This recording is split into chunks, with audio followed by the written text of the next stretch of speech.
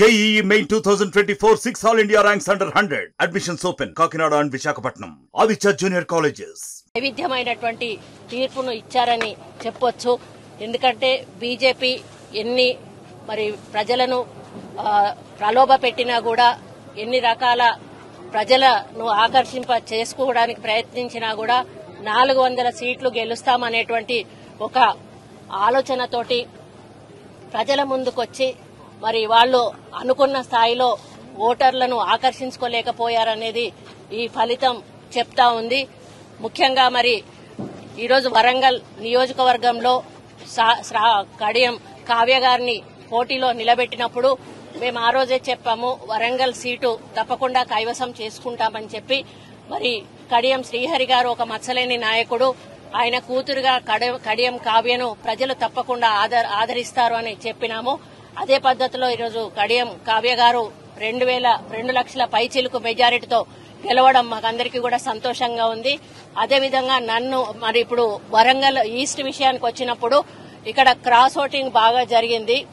మొత్తం టీఆర్ఎస్ వాళ్ళు డబ్బులు పంచి బీజేపీకి ఓటేయమని చెప్పి మరీ పంచడం జరిగింది.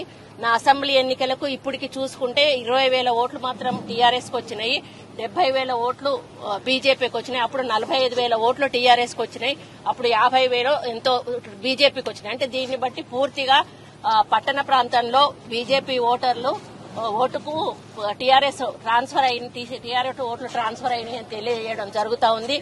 ఏది ఏమైనా కూడా కావ్య గారు భారీ మెజార్టీతో గెలవడం మాకు చాలా సంతోషంగా ఉంది.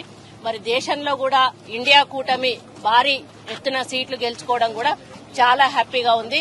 మరి ప్రజల తీర్పును మేము చిరసావహిస్తా ఉన్నాం కాంగ్రెస్ పార్టీ తరఫున అని తెలియజేస్తూ కడియం కావ్య గారికి శుభాకాంక్షలు తెలియజేస్తాం. ఆంధ్రప్రదేశ్ ఎన్నికల వైవిధ్యమైనటువంటి తీర్పు అండి, అది మేము ఎక్స్పెక్ట్ చేశాము. ఎందుకంటే అధికారం అనేది వచ్చినప్పుడు దాన్ని కాపాడుకోవాల్సిన బాధ్యత ఒక నాయకుడిగా జగన్మోహన్ రెడ్డి గారికి ఉండాల్సింది. ఎప్పుడైతే ఆయన కక్ష సాధింపు పరిపాలన మొదలు పెట్టాడో దాంతోటే అర్థమైపోయింది నెక్స్ట్ టైం ఆయన గెలవడని. ముఖ్యంగా చంద్రబాబు నాయుడు గారిని జైల్లో పెట్టినప్పుడే అప్పుడే డిసైడ్ అయిపోయారు ఓటర్లందరూ కూడా, మళ్లీ వస్తే అడ్మినిస్ట్రేషన్ పరంగా డెవలప్మెంట్ పరంగా మరి ఆంధ్రప్రదేశ్ బాగుపడాలంటే చంద్రబాబు నాయుడు గారు ముఖ్యమంత్రిగా ఉండాలని వారు కోరుకున్నారు. మరి చంద్రబాబు నాయుడు గారు ముఖ్యమంత్రిగా కావడం ఆంధ్రప్రదేశ్ ప్రజల అదృష్టంగానే భావిస్తారు. అందరికీ నమస్కారం. ఈరోజు కౌంటింగ్ జరిగినప్పుడు వరంగల్ పార్లమెంట్ ప్రజలు నన్ను ఆశీర్వదించి 2,19,000 మెజారిటీ నాకు ఇచ్చారు. వాళ్ళందరికీ నేను రుణపడి ఉంటాను. అదేవిధంగా నన్ను నమ్మి కాంగ్రెస్ అభ్యర్థిగా ప్రకటించిన మన కాంగ్రెస్ అధినేత్రి సోనియమ్మ గారికి, ఏఐసిసి ప్రెసిడెంట్ మల్లికార్జున ఖార్గే గారికి, రాహుల్ గాంధీ గారికి, తర్వాత మన పిసిసి చీఫ్ మరియు సీఎం రేవంత్ రెడ్డి గారికి, మా వరంగల్ జిల్లా మంత్రులు సురేఖమ్మ గారికి, సీతక్క గారికి, అట్లాగే మా శాసనసభ్యులు నా కోసము వాళ్ళే అభ్యర్థులుగా కష్టపడ్డారు నాకంటే ఎక్కువగా. వారందరికీ కూడా నా కృతజ్ఞతలు. అదేవిధంగా కాంగ్రెస్ పార్టీ కుటుంబ సభ్యులకి, కాంగ్రెస్ కార్యకర్తలకి, ప్రజలకి, మా కుటుంబ సభ్యులందరికీ కూడా చాలా మరోసారి అందరికీ ధన్యవాదాలు తెలియజేస్తున్నాను. Thank you.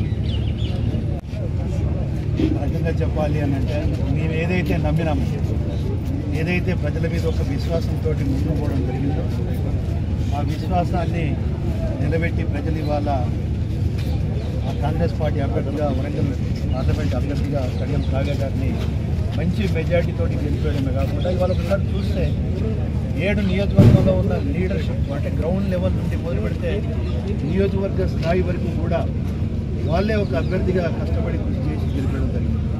మేము మొదటి నుండి చాలా స్పష్టంగా చెప్తున్నాం, 2 లక్షల మెజార్టీ దాటుతుంది అని చెప్పి ఏదైతే చెప్పడం జరిగిందో ఈరోజు ప్రజల యొక్క ఆశీర్వాదంతో ఆ 2 లక్షల మెజార్టీ దాటడం జరిగింది మా అభ్యర్థి కడియం కావ్య గారు. రెండోది, ఈ గెలుపు అనేది వాళ్ళ ఈ ప్రభుత్వం మీద ఒక విశ్వాసంతో, ఒక నమ్మకంతో ఇచ్చిన వాగ్దానాలను నెరవేర్చుకుంటుందని చెప్పి రాబోయే రోజులలో కూడా ఇచ్చిన వాగ్దానాలు నెరవేర్చడమే కాకుండా ఒక మంచి పరిపాలన అందిస్తారు రేవంత్ రెడ్డి గారి యొక్క నాయకత్వంలో, బట్టి విక్రమార్క యొక్క నాయకత్వంలో అని చెప్పి ప్రజలు ఏదైతే ఒక నమ్మకంతో మరి గెలిపించడం జరిగిందో సహచర శాసనసభ్యులను కానీ, మా పార్లమెంట్ అభ్యర్థి మా ఎంపీ గారు కానీ, ఇక్కడ ఆల్రెడీ పెట్టుబడి తీసుకున్న మా ఎంపీ గారు వారి యొక్క కేంద్రం నిధులు కూడా వారి సహకారంతో 7 నియోజకవర్గాలలో కూడా తీసుకొచ్చి ప్రతి ఒక్క నియోజకవర్గాన్ని కూడా అభివృద్ధి చేసే విషయంలో కృషి చేయడం కాకుండా ఇవాళ ఒక టీమ్గా ఉన్నాం.